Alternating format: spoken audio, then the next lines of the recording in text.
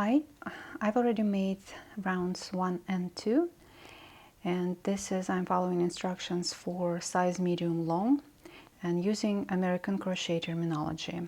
So let's start round 3 with chain 2, which counts as first back post double crochet. And probably I will be saying front post and back post stitches instead of adding double crochet because the names are too long. So the next stitch is again back post. And there is a sequence of a few back post stitches at the beginning of round 3 for size medium long.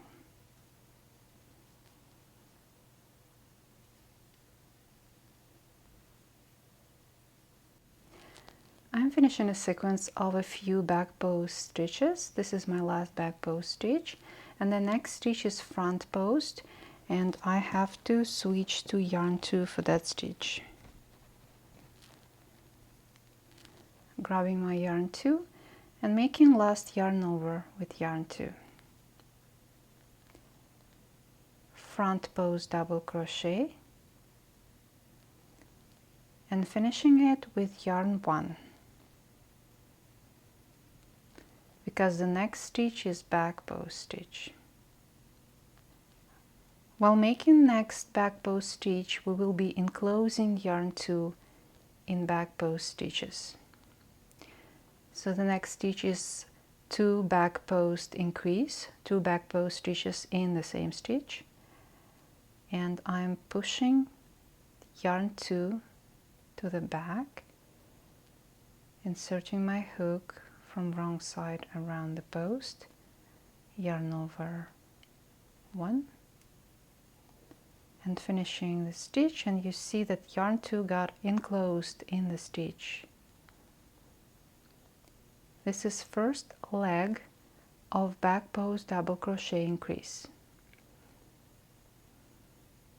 First back post leg. And the second leg, there's a little trick here. Instead of taking my hook all the way to the back and around the post, I'm just gonna slip it from right side in the same spot in which I made the first stitch. It's much easier to make back post increase this way. And again, I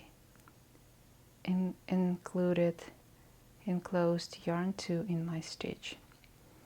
I have to finish second leg with yarn 2 because the next stitch is again front post.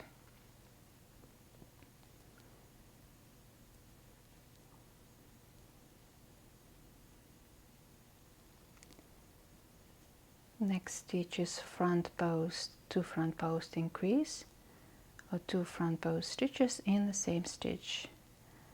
First front post and second. And we're finishing second stitch with yarn 1 because the next stitch is back post. Now we're going to make a sequence of a few back post stitches and enclose yarn 2 in every stitch. Let me show you slowly again how it's done. Pushing yarn 2 to the back, inserting hook, yarn over 1, yarn 2 is enclosed in the stitch.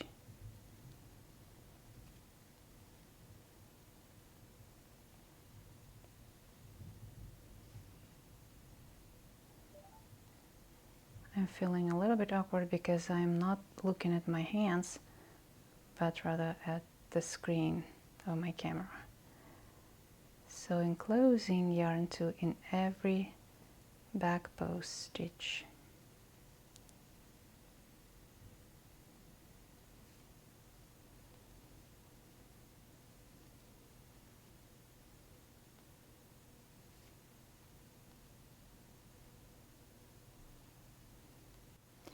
Here I made a few back post stitches and I carried yarn 2 through each one of those stitches. I'm about to make my last back post stitch, and the next stitch is front post, so I'm switching to yarn 2. But before I switch to yarn 2, there's something I want to mention and bring your attention to. When you're working with a few colors and you carry yarn through stitches, Each time you are about to switch to another color, just stretch your work a little bit. That allows for your garment, in this case your hat, to remain stretchable. This hat is designed with a negative ease, so it has to be able to stretch after you finish. Front post double crochet and switch into yarn 1, 2 back post stitches in the same stitch, increase, first back post leg, second back post leg again. The little trick here, I'm sliding my hook from right side in the same spot. Much easier to make this stitch this way. Switch into yarn 2 again and front post increase, 2 front post stitches in the same stitch. Switch into yarn 1. Even here, when I make just 2 stitches, I make sure that I have enough long strand on wrong side, left on wrong side, so it's still, you know, everything is stretchable. Making sure that not one strand will contract my work. Making sure all ends remain on wrong side, and finishing my round 3 with slip stitch in the second chain of beginning chain 2. So here we finished round 3.